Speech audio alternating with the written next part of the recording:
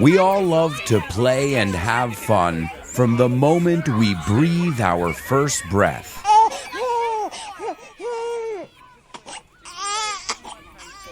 Games have been played by people everywhere since the dawn of humankind.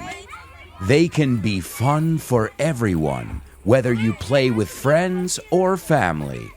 Games can come in all shapes and sizes and are specific to certain cultures, while others are universal and are played by all ages, races, religions, and cultures across the globe. Let's play, people. We'll take a gander at classic childhood games on this week's episode of FYI. Welcome to For Your Info. En inglés. You got it.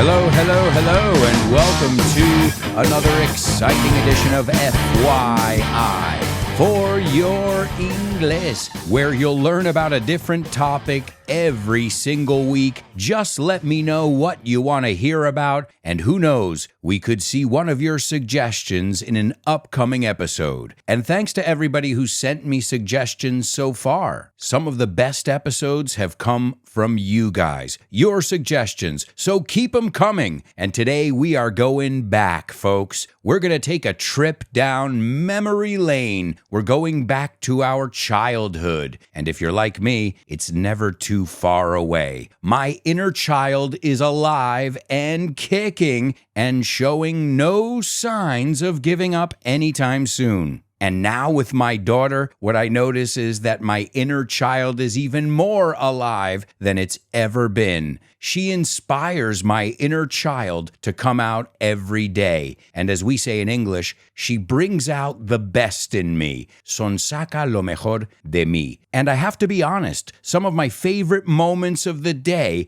are when I'm playing with Lara. But as you'll see, we can play and learn at the same time. And that's what I try and do in all of my books, on my radio show, The Show with No Name, and here on FYI. And by the way, if you haven't picked up my books, check them out. I've got 5 books. The latest one is called This Book Is the Shit.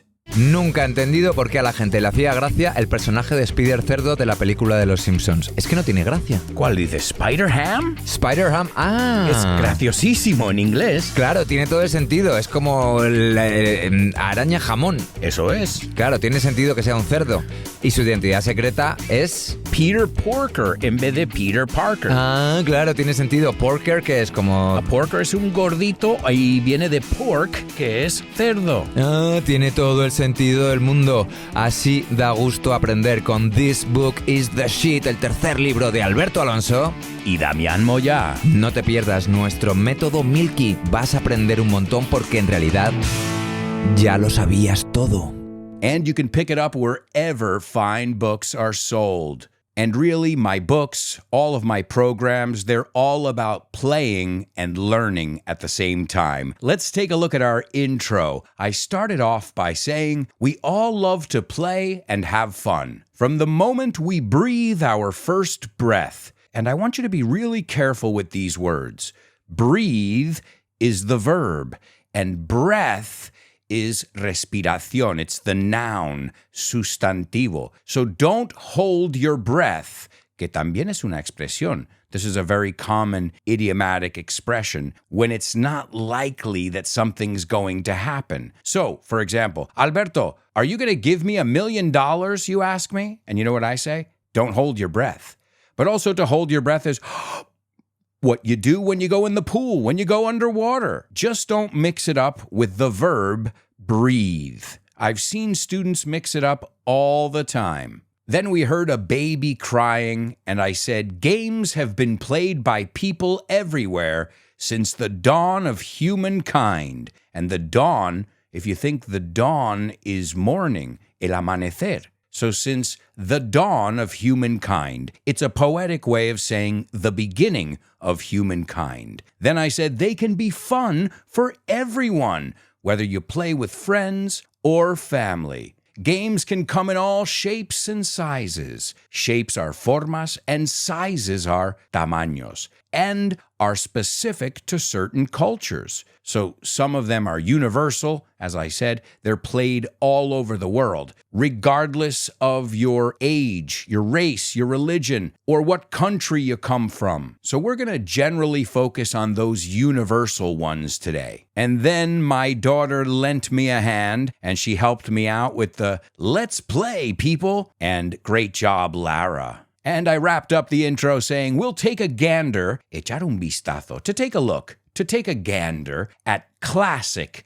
childhood games on this week's episode of FYI. And I know some of you are probably thinking, wait, Alberto, wasn't there an episode on toys? Yes, there was an episode on toys, so I made sure that this one is quite different. And games versus toys, what's the difference? Well, don't worry, we're going to define those throughout the episode. But in general, a toy is something you buy. You have to buy things. You need things. Whereas a game, sometimes just with a piece of chalk or a ball or your fingers, you can compete against each other. So let's define it. It's a good way to look at the key vocabulary around a certain topic. Traditional children's games are defined as those that are played informally with minimal equipment, as we just said, that children learn by example from other children, and that can be played without reference to written rules. Many of these games have unwritten rules. Then it goes on to say these games are usually played by children between the ages of 7 and 12, with some latitude on both ends of the age range. Children's traditional games, also called folk games, are those that are passed from child to child, generation to generation, informally, by word of mouth. And most children's games include at least 2 of the following 6 features in different proportion: physical skill, strategy, chance, repetition of patterns, creativity, and vertigo.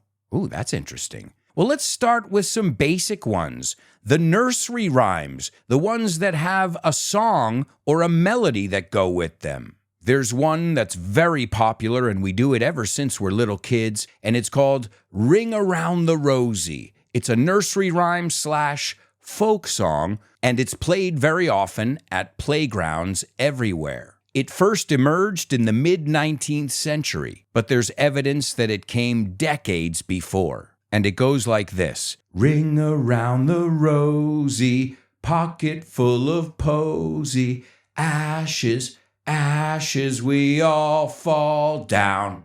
And basically, kids form a ring, a circle, a ring, como dice la canción, and it was traditionally played around a rose tree.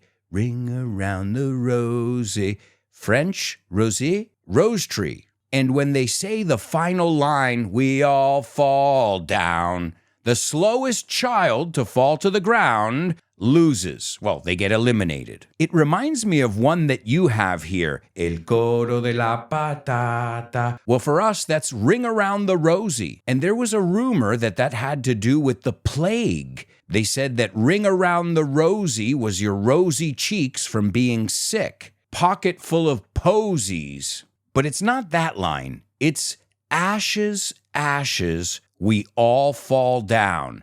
But they say experts, I don't know if you're an expert in kids' songs, but they say that that was just a myth and that there was never any truth to it. As with anything that's a fairy tale or something that has to do with folklore, there's always going to be a lot of gossip, a lot of rumors, a lot of word of mouth, as we said. It's like a friend of a friend of a friend told me that these are the rules of the game. And you notice that too. You can go to different countries and they'll have different rules for the same game. And there's something called the Rude Folk Song Index. And it's a database which references nearly 25,000 songs that come from oral tradition in the English language, and many of them come, obviously, from all over the world. They were just adapted when people moved, nomads, things like that. And the reason it's called the Rude Folk Song Index is because it was compiled by a guy named Steve Rude. You got it. He was a former librarian in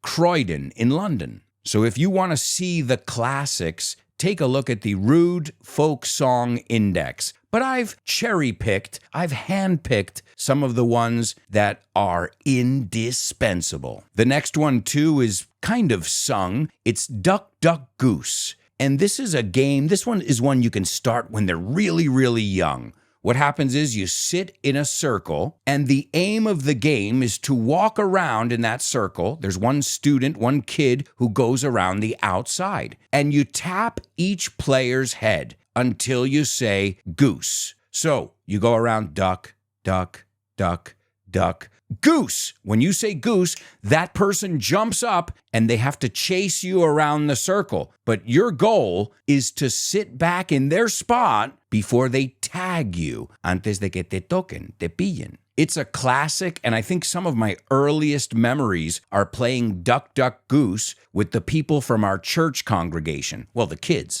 Another classic is Leapfrog. I don't know what you call this one in Spanish, but it kind of makes sense in English, because to leap is to jump, and a frog, we all know, is una rana. Do you know how to say un sapo? In English, un sapo is a toad. But Leapfrog is this classic game where you jump over each other's backs. It's a game that originated, believe it or not, in the late 16th century. So don't think that you're innovating by playing Leapfrog. It's been around for centuries, and we'll see that that's the case with many of these classic childhood games. I'll be interested to know in our class, when we meet up every week, I'll be interested to know what these games are called in Spanish. Oh, and by the way, if you want to join us in class every week, if you want to get bonus episodes every week, PDF documents with all the vocabulary, and more importantly, be a part of an awesome, curious community, well, then you can join us over on patreon.com/Alberto Alonso. And you can take a gander, to use the expression from before, and you can even talk to some of my patrons, and you can see their progress. I'm proud of each and every one of you. And speaking of my patrons, let me send you all a shout out, especially to my super duper students, Javier, Paco, Roberto, Jose Maria, Mila, and Alex. And don't forget about my interstellar students, Carmen, Lina, Isa, Paco, David, and Edgar. I am extremely proud of each and every one of you. Keep up the great work. If you guys want to make progress and, more importantly, fall in love with English, learn with me every week in class and with additional PDF documents and content and so much more. So go over to patreon.com/Alberto Alonso and see what you're missing out on. We're expecting you. And of course, we play every week in class. There's not one class that goes by where we don't sing or tell jokes. So keep it up, guys. Honestly, I am so proud of you. As I read each and every one of your names, a big smile came to my face just thinking of the progress you've been making. Now, where were we? Oh yeah, we were looking at games, and you guys were going to tell me the name of these games in Spanish. I know some of them, but not all of them. The next one's called Chinese Whispers, and I love this word, whisper. It sounds like what it is, Chinese Whispers. We also used to call it Operator, and I think I've seen this one played here in Spain. This is where somebody whispers something in somebody's ear. So you say, the Titanic hit an iceberg. And then you say it to the next person, then they pass it on to the next person, and by the time it gets to the end, it's never what the initial person said. I know you know this game. Everybody in the world knows this game. Just like the next one, I spy with my little eye. I think the equivalent would be, veo, que ves? Una cosita, ¿qué cosita es? Empieza con la A. Hey, do these games work? Do you know how I learned that? I learned that listening to cassettes, Spanish cassettes that my family would bring from Spain to the United States. And I learned, and I remember watching Shusha, all of those. So yeah, these games work not just to have fun and to be entertained, but to give you insight into the culture and obviously the language. And I think this one makes a lot of sense in English. I spy with my little eye. Yo espío, yo veo con mi ojito. And this is where you have to ask yes/no questions. Is it red? No, it isn't. Is it something you can use to wash the dishes? No, it isn't. And again, these are great games for anybody who's learning a language. What better way to learn than by playing games and having fun? The next one is Truth or Dare. I think we played this one when we were a little bit older. Truth or Dare, and this is where you have a choice. You can tell some kind of truth from your life. You can come clean, confesarte,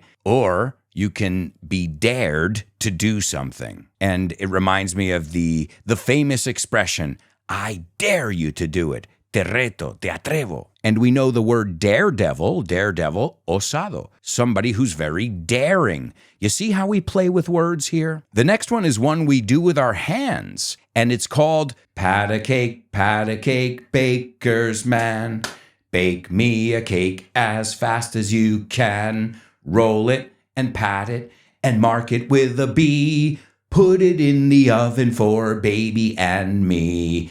And my daughter knows this one as well. We're working on the hand slapping. That part's a little bit harder, but it's a lot of fun. And again, you're learning roll it. That's what you do with dough. You roll the dough. Lo aplastas, like when you're making pizza. You pat it. Le das golpecitos. And you mark it with a B. And you put it in the oven for baby and me. Y ojo con esa palabra. Se dice oven o oven? Oven. Another one which I'm sure you'll know the rhythm of is London Bridge is falling down, falling down, falling down. London Bridge is falling down, my fair lady. And this is a traditional English nursery rhyme and singing game, which is found obviously all over the world, and everybody's got their own version of it. And obviously the English version deals with the London Bridge, and it started to decay, and, well, they wanted to repair it. So they made a song, and it caught on like wildfire. They say it's from the late Middle Ages,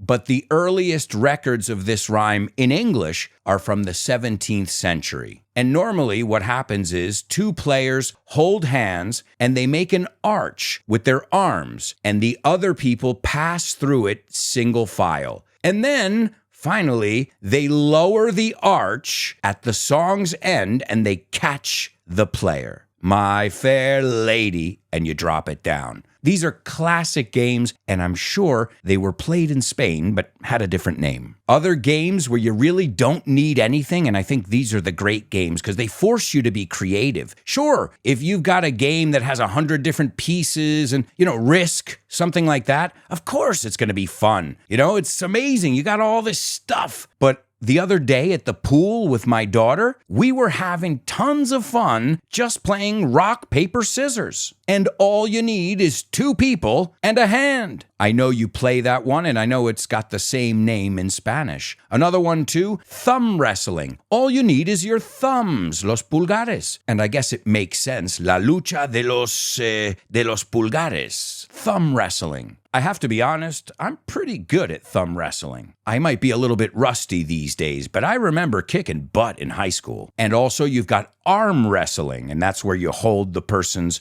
full hand. So you can do it with your thumb or with your arm. I think you say un pulso. Another one where all you need is a stick is the limbo. And everybody's got a broomstick sitting around their house. Go around the limbo world. Oh, the limbo, here we go.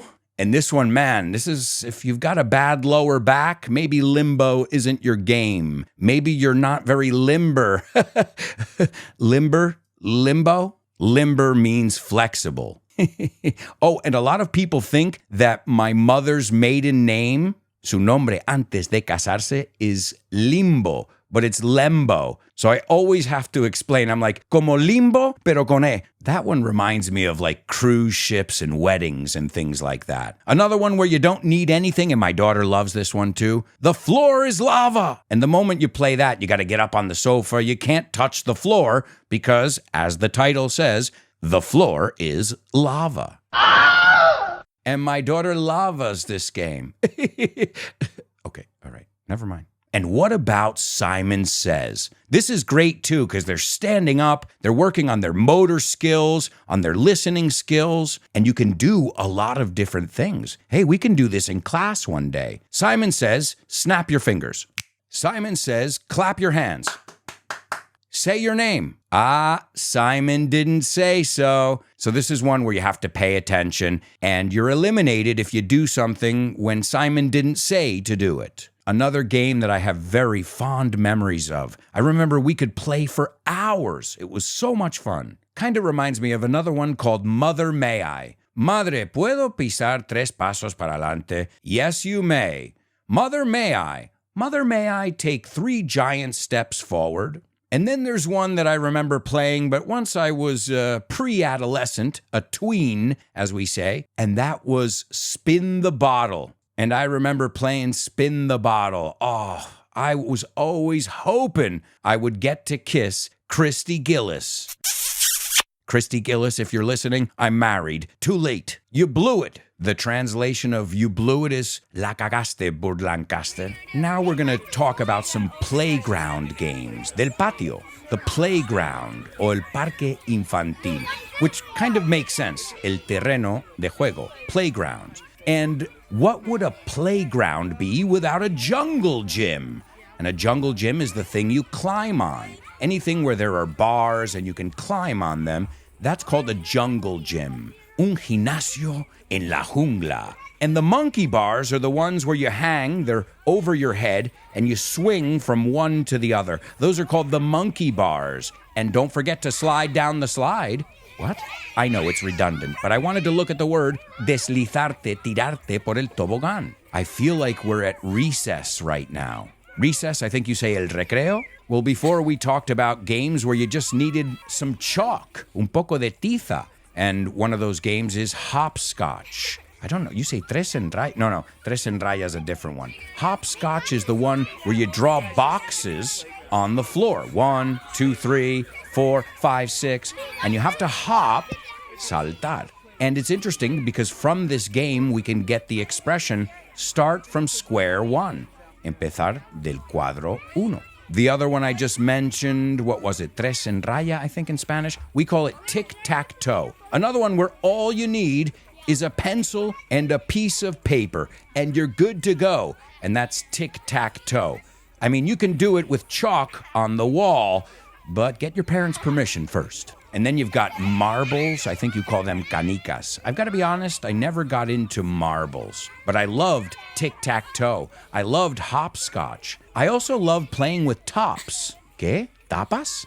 Well, no, tops are these things that you spin, que les das vueltas. My daughter loves playing with tops. Something I never got good at, and I just think it's not my thing, it's not my cup of tea, is jump rope. Jump rope, I think you say cuerda, saltar en cuerda, jump rope. And I remember having some girls in my school that they used to do double Dutch. What does that mean? That means with 2 jump ropes. I couldn't handle one. And I remember seeing people, jump through 2 or 3 of them. Oh, and by the way, to go double Dutch, if you're on a date, means that you're splitting it 50-50. Another one that reminds me of the summer is tetherball. And tetherball is this one where there's a ball and it's on a string. I think it's an elastic string, and it's tied to the top of a pole. And you have to hit it. I remember seeing it all the time when I was a kid, but I never really got the hang of tetherball. Speaking of summer games, Marco Polo. Summer doesn't kick off until you hear the first kid at the pool say, Marco Polo. Then you've got tag, and tag, I believe, is el pilla-pilla. And this is one where you have to go run after people, and then you tag them, you touch them, and you say, tag, you're it. And if you've been trying to reach somebody on the phone all morning and you call them and they don't pick it up, and then they call you back and you don't pick it up, and you go through that a couple times, we say, we're playing phone tag. Estamos jugando el pilla-pilla del teléfono.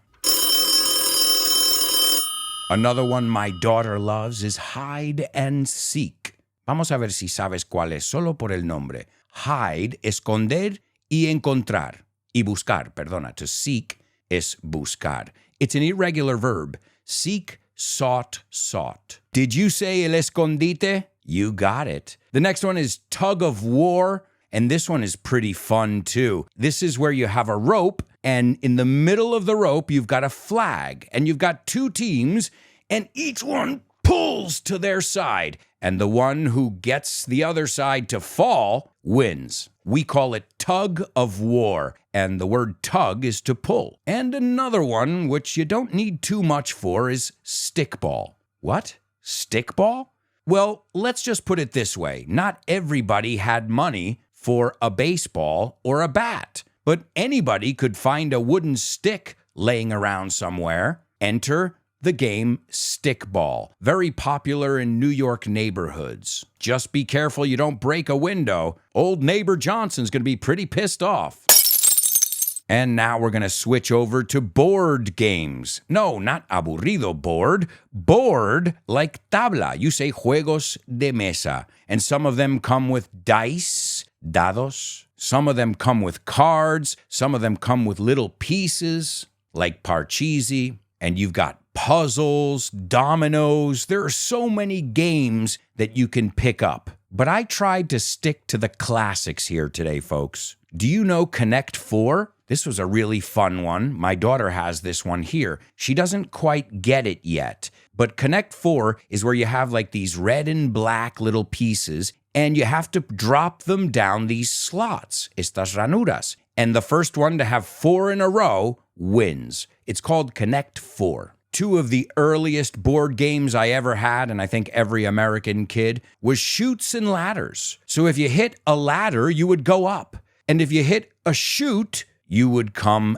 down. It reminds me of your game La Oca. And another one that reminds me of La Oca, and again, these are the two classics here as far as board games are concerned. Chutes and Ladders and Candyland. And again, they're both kind of like La Oca. You roll the dice, and then, you wait your turn, you go again, and if you hit a bad spot, you go down. If you hit a good spot, kind of the same idea. Then you've got Operation, which, that's another classic. I've got to say, I don't have a steady hand at all. I was always horrible at this game. Monopoly, which is obviously one of the most popular games, and there are so many different versions of Monopoly. I think we could even do an FYI episode on Monopoly. You've got Clue. You call it Cluedo. We call it Clue. You've got Scrabble and Boggle, and we're going to talk about those in the bonus part, because those are really good games to help you learn English and gain more vocabulary. You've got Trivial Pursuit, which is a lot of fun too. That's one of my mom's favorite games. Twister, which is another classic game. And one of my favorite to learn English, Guess Who? I think you call it Quién es quién. We'll look at more ideas and games and things you can do to learn English in the bonus part. We'll also take a look at some card games. We'll look at tons of fun facts and lots of idiomatic expressions that have to do with playing and games. That and so much more, and I hope you guys will join us in the bonus episode of FYI.